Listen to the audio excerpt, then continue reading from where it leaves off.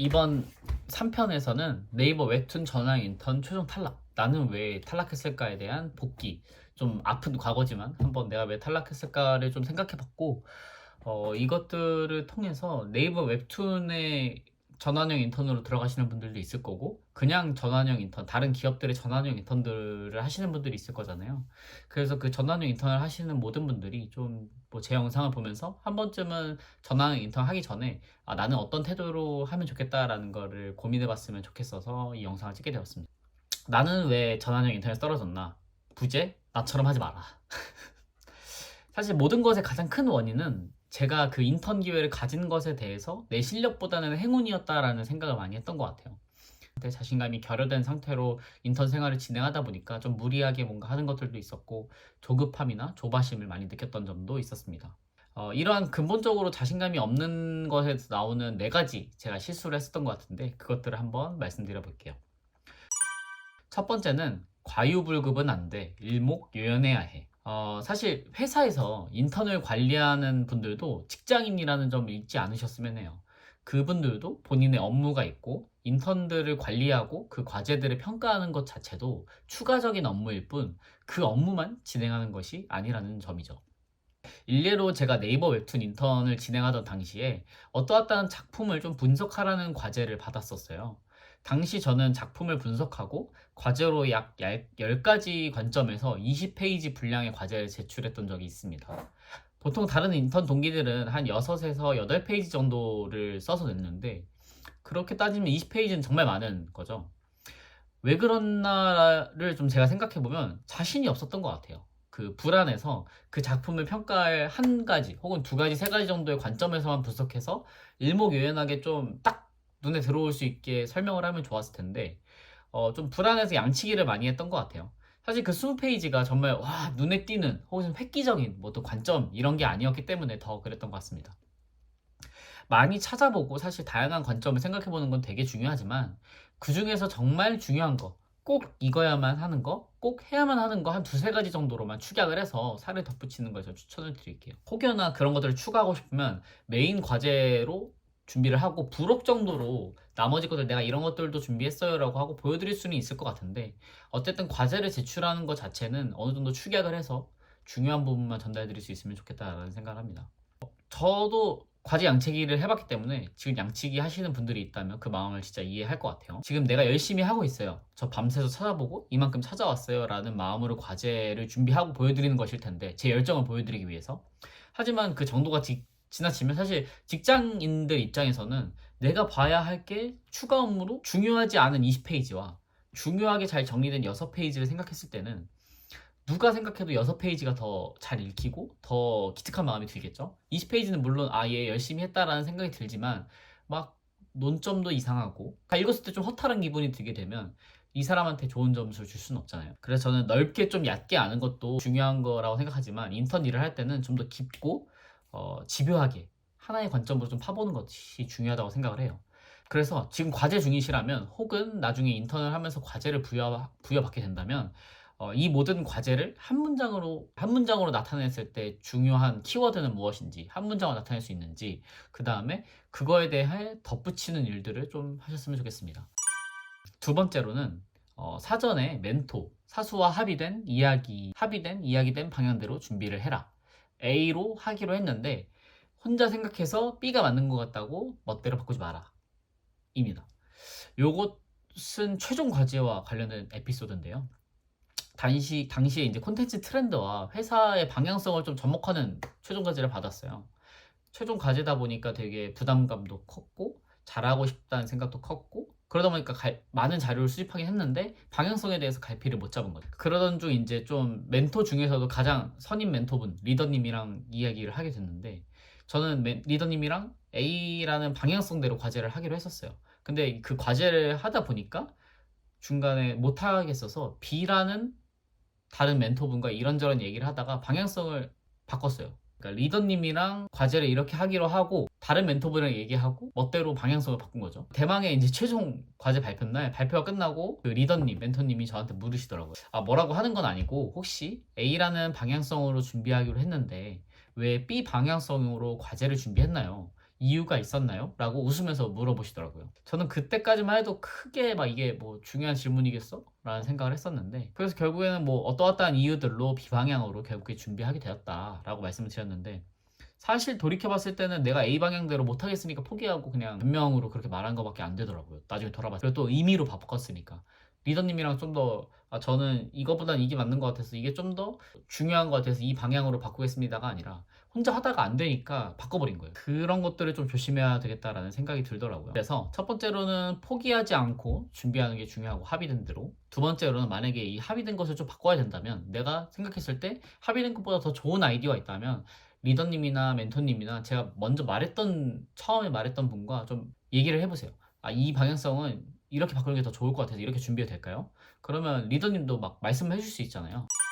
그리고 세 번째로는, 웃는 멘토가 평가자가 아닌 것은 아니다. 그들의 본업을 방해하지 마라. 그들의 본업을 방해하려면 100의 기준치에서 100일 정도 고민을 하고 물어봐라 입니다. 이것도 최종과제에 관련된 에피소드예요. 앞서 말씀드린 것처럼 최종과제를 바꾸면서 리더님 말고 다른 멘토님이랑 이야기를 많이 했다고 했죠.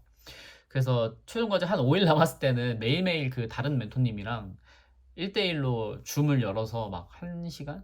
30분이나 1시간이든 매일매일 얘기했어요. 사실 그때까지만 해도 저는 이런 제 고민을 공유하고 생각을 들어보고 싶은 마음이 컸고, 제가 이렇게 노력을 하고 있다라는 것을 좀 보여드리기 위한 액션이었다고 생각했는데, 돌이켜봤을 때 그 질문들이나 저의 방향성이 되게 중요한 아이디어라든가 고민을 많이 했던 아이디어는 아니었던 것 같아요. 그래서 좀 조급하면서 좀 불안감에서 나온 단순한 질문들, 어떻게 보면. 그래서 지금 멘토로 있을지라도 그분들이 어쨌든 지금의 평가자이긴 하지만, 나중에 제가 전환돼서 사원으로 들어갔을 때, 혹은 그분의 부사수로 들어갔을 때는 같이 일하는 직장 동료가 되는 거잖아요.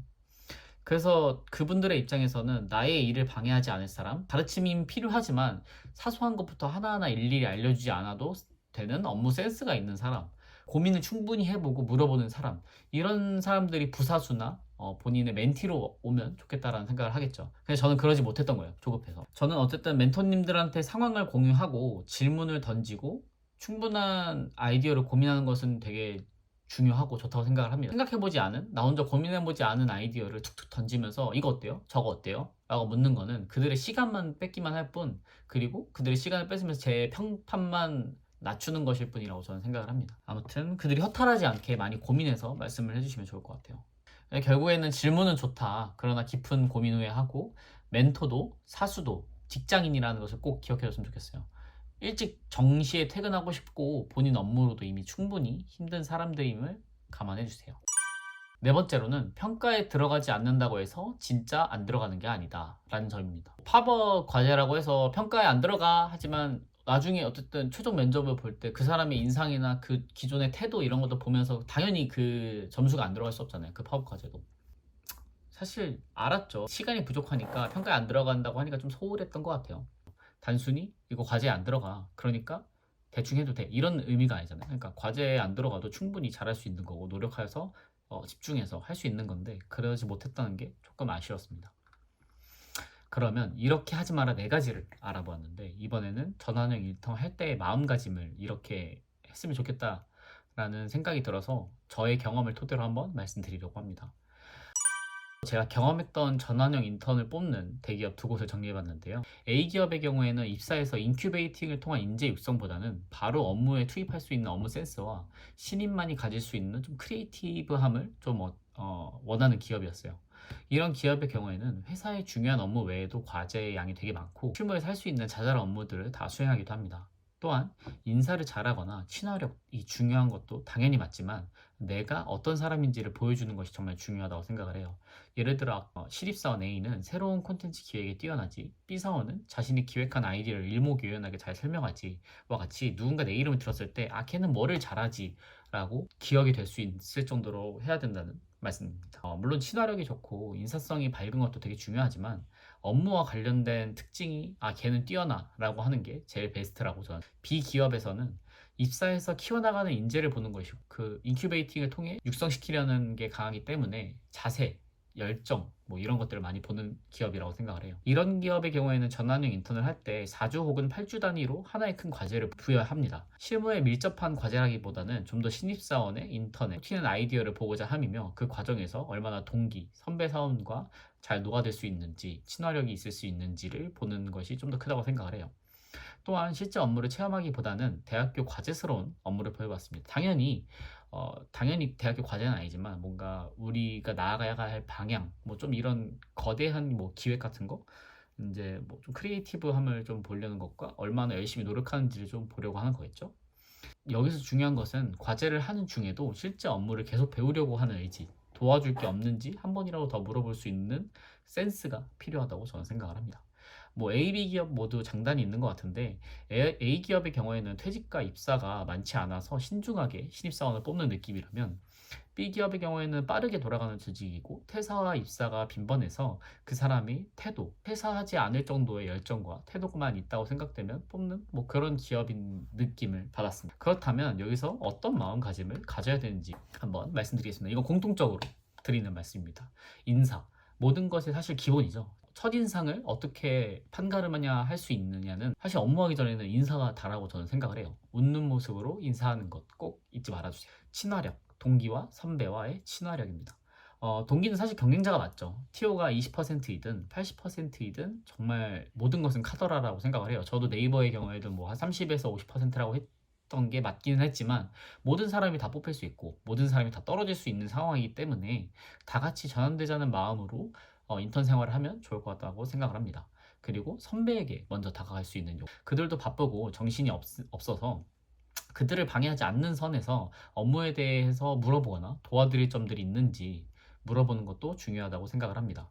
뭐 취합 업무 같은 게 그런 게 될 수 있겠죠. 선배 사원이 업무를 함께 한다고 해도 어쨌든 꼭 그분들이 알려주시는 가이드라인에 맞춰서 업무를 수행할 수 있도록 해봅니다. 그 다음에 열정. 회사 내에서 뭐라도 알아서 스스로 찾아서 하려는 열정. 그 다음에 내 스스로 후회하지 않을 정도로 할 수 있는 열정. 제가 설 연휴 때 좀 놀았다고 말씀드렸잖아요. 그런 것들이 조금 지금의 아쉬움은 남아있고 그때도 열정을 발휘했으면 어땠을까라는 생각이 듭니다. 그래서 꼭 열정을 기간 내에서는 100%, 120%, 150% 발휘하셨으면 좋겠습니다. 업무적 일관성, 과제에 대한 방향성을 합의한 대로 진행할 수 있는 능력, 중간에 바꾸고 싶다면 꼭 선배 사원이나 그 합의를 했던 사원분에게, 선배에게 노티스를 꼭 하는 것입니다.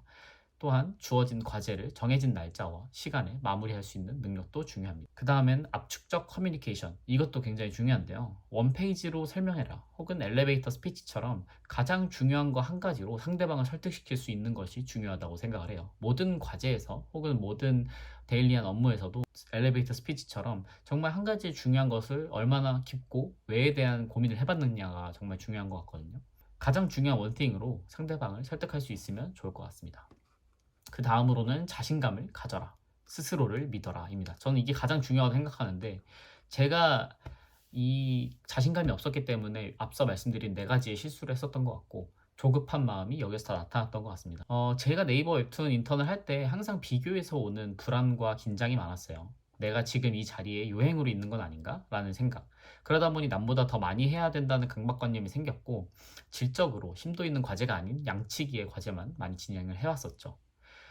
그렇기 때문에 여러분은 꼭 인턴을 하는 중에는 자신감을 가지셨으면 좋겠습니다.